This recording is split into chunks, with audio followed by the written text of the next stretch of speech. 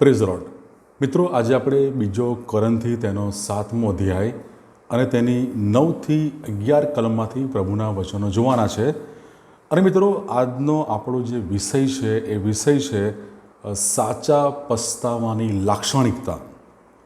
મિત્રો, જ્યારે આપણે બીજો કોરિન્થી 7મો અધ્યાય વાંચીએ છીએ ત્યારે આપણને પસ્તાવા વિશેની એક સીધી સાદી સમજ મળે છે.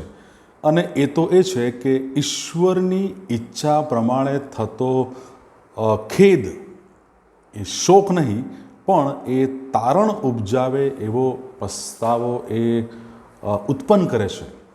મિત્રો, જે પસ્તાવો છે એ માટે જે ખેદ એ દુઃખ એ ઈશ્વરની ઈચ્છા મુજબ હોય છે, અને એ જ દુઃખ એ ખેદ એ તારણ ઉપજાવે છે અને જે એ પ્રમાણેનો પસ્તાવો એ ઉત્પન્ન કરે છે. અને મિત્રો, પસ્તાવાની જો વ્યાખ્યા આપણે જોઈએ તો પસ્તાવો એ પાપમાંથી પાછા ફરવું અને ઈશ્વર સાથેના સંબંધોને પુનઃસ્થાપિત કરવું એટલે એ પસ્તાવો છે.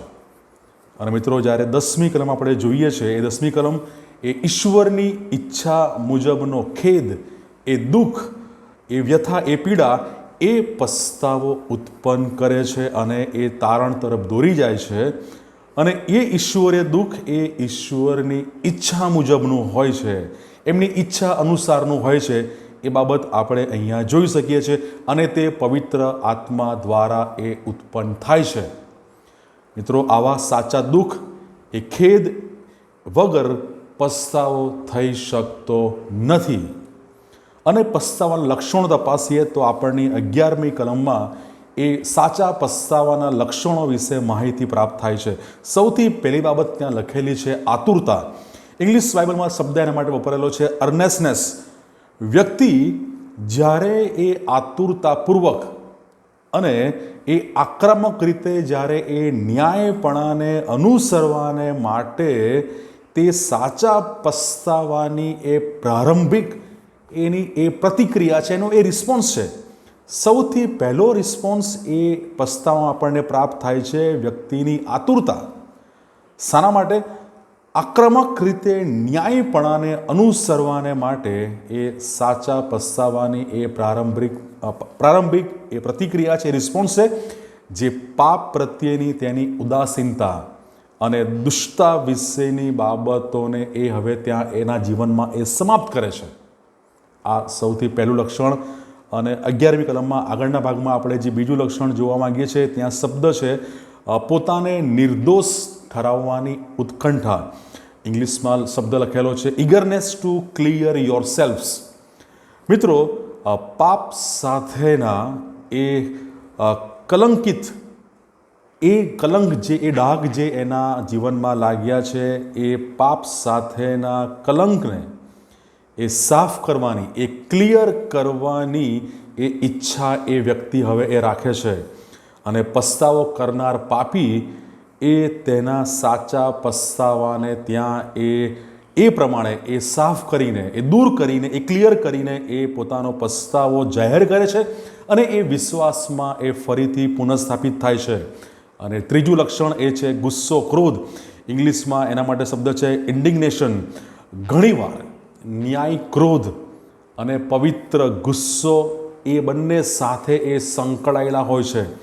પસ્તાવો કરનાર વ્યક્તિ હવે એ પાપ પર એ ગુસ્સો એને આવે છે અને પાપ પ્રત્યે એ હવે તેની નારાજગી, એ ખેદ એ વ્યક્તિ એ ત્યાં પ્રગટ કરે છે.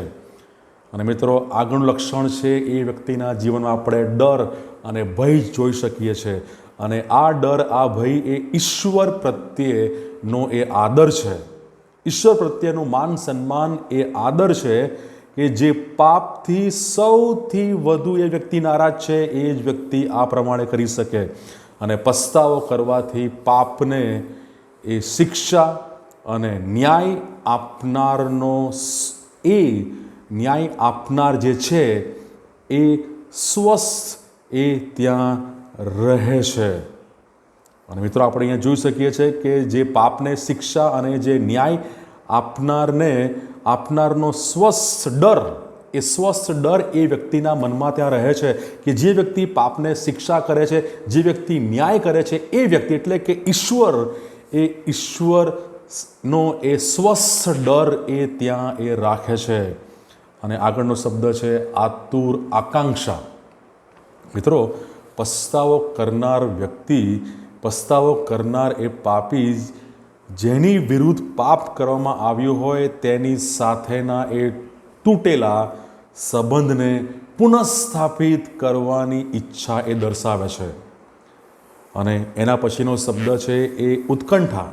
ફરીથી એ જે તૂટેલો સંબંધ છે, ફરીથી એ જે સંબંધમાં જે ખોટ આવી છે એમાં એ પુનઃસ્થાપિત થાય છે. એમાં એ ઈશ્વરની પવિત્રતા અને ઈશ્વરના ગુણધર્મો એને મેળવવાને માટે, એ પ્રમાણે એમાં જીવવાને માટે એ હવે એ ઉત્કંઠિત ત્યાં રહે છે. અને આગળનો શબ્દ લખેલો છે બદલો લેવાની તત્પરતા. અંગ્રેજીમાં લખેલું છે readiness to see justice done.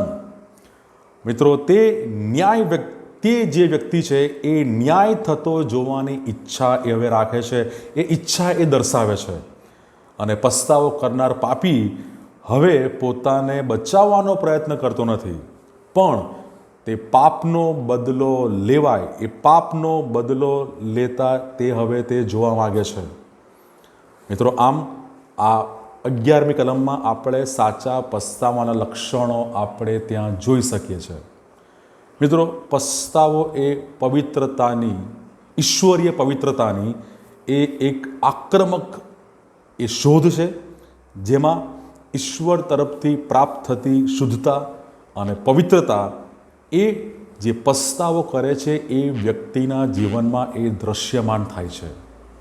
અને 2 કોરિન્થી 7મો અધ્યાય 9 થી 11માં એ સાચા પસ્તાવાના લક્ષણોની સરસ વાત, સંદેશ, શિક્ષણ, સમજ આપણને અહીંયા પ્રાપ્ત થાય છે. પ્રભુ આ વચનો શીખવા, સમજવા આપણા સર્વની સહાય અને મદદ કરે. God bless you.